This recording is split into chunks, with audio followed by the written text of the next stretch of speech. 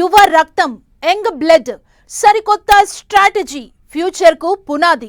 TDP కమిటీల్లో ఈసారి కనిపించిన scene ఇదే.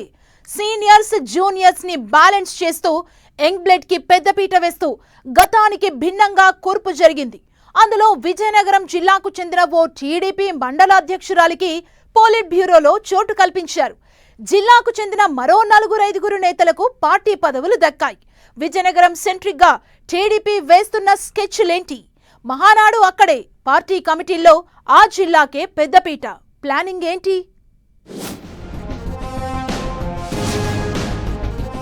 విజయనగరం జిల్లా సెంట్రిక్ గా టీడీపీ ప్రయోగాలు. పోలిట్ బ్యూరోలోకి మండల స్థాయి నాయకురాలు గంట్యాడ శ్రీదేవికి గజపతి నగరం టికెట్ ఇస్తారా?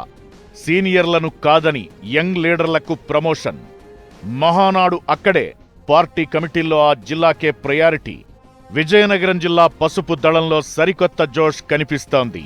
నిన్న మొన్నటి వరకు చక్రం తిప్పిన హేమాహేమీలను కాదని సామాన్య కార్యకర్తలకు పెద్దపీట వేసింది పార్టీ అధిష్టానం. టీడీపీ హైకమాండ్ తీసుకున్న ఒకే ఒక్క నిర్ణయం జిల్లా రాజకీయాల్లో ఇంట్రెస్టింగ్ డిస్కషన్ కు దారి తీస్తోంది. టీడీపీ పోలిట్ బ్యూరో అంటే పార్టీ అత్యున్నత స్థాయి బాడీ. అందులో తలపండిన నేతలు, 30 ఇయర్స్ ఇండస్ట్రీగా పేరున్న లీడర్లే ఉంటుండడం చూస్తూ వచ్చాం. కానీ పోలిట్ బ్యూరో అంటే పెద్దల కమిటీ అన్న సంప్రదాయానికి స్వస్తి పలికారు టీడీపీ అధినేత చంద్రబాబు. యువరక్తం ఉరకలేసేలా, విజయనగరం కోట నుంచి కొత్త నాయకత్వం తయారయ్యేలా కీలక డెసిషన్ తీసుకున్నారు. సీనియర్లను కాదని మండల స్థాయి నాయకురాలికి అగ్రతాంబూలం ఇవ్వడం వెనుక భవిష్యత్ సంకేతాలిచ్చింది పార్టీ అధిష్టానం. పోలిట్ బ్యూరో టీడీపీలో అత్యున్నత నిర్ణయాధికార మండలి. ఇప్పటి వరకు జిల్లా నుంచి అశోక్ గజపతిరాజు, కళా వెంకట్రావులదే హవా. అశోక్ గజపతిరాజు గోవా గవర్నర్ గా వెళ్లడంతో ఆ స్థానం ఖాళీ అయింది. ఇదే సమయంలో మాజీ మంత్రి కళా వెంకట్రావు కూడా పోలిట్ బ్యూరోలో చోటు దక్కలేదు. గతంలో పార్టీ అధ్యక్షుడిగా, పోలిట్ బ్యూరో సభ్యుడిగా ఓ వెలుగు వెలిగిన కళాకు కేవలం రాష్ట్ర ఉపాధ్యక్ష పదవితో సరిపెట్టడం రాజకీయ వర్గాల్లో చర్చకు దారితీస్తోంది. కేవలం మండల స్థాయి నేతగా ఉన్న గంట్యాడ శ్రీదేవిని నేరుగా పోలిట్ బ్యూరోలోకి తీసుకుని అందరినీ ఆశ్చర్యపరిచారు. ఒక సామాన్య కార్యకర్తకు, అది కూడా మహిళా నేతకు దక్కిన ఈ గుర్తింపు జిల్లా పార్టీలో కొత్త అధ్యాయానికి తెరలేపింది. ఇది కేవలం పదవి మాత్రమే కాదు, గజపతి నగరం నియోజకవర్గానికి దక్కిన అగ్రతాంబూలమని క్యాడర్ పండుగ చేసుకుంటోంది.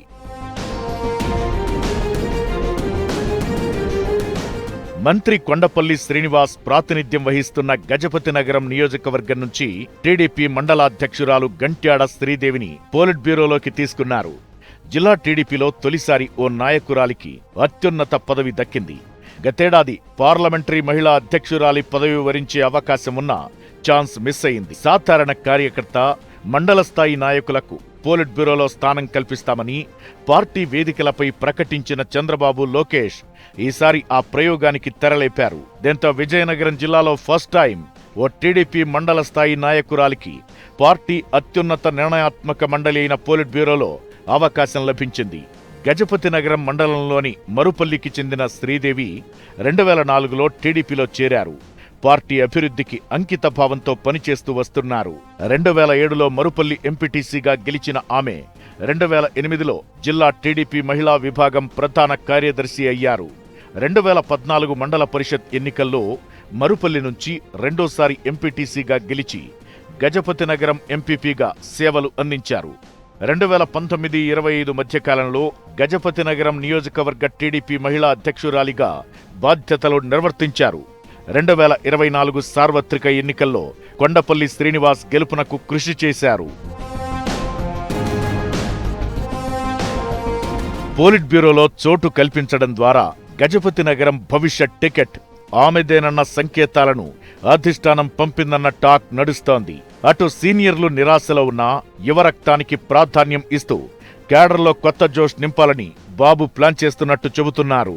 గజపతి నగరం నుంచి గెలుపొందిన కొండపల్లి శ్రీనివాస్ కు మంత్రి పదవి దక్కగా, ఇప్పుడు అదే నియోజకవర్గానికి చెందిన గంట్యాడ శ్రీదేవి కూడా అత్యున్నత పదవి దక్కడం జిల్లా పార్టీలో ఆసక్తికరంగా మారింది.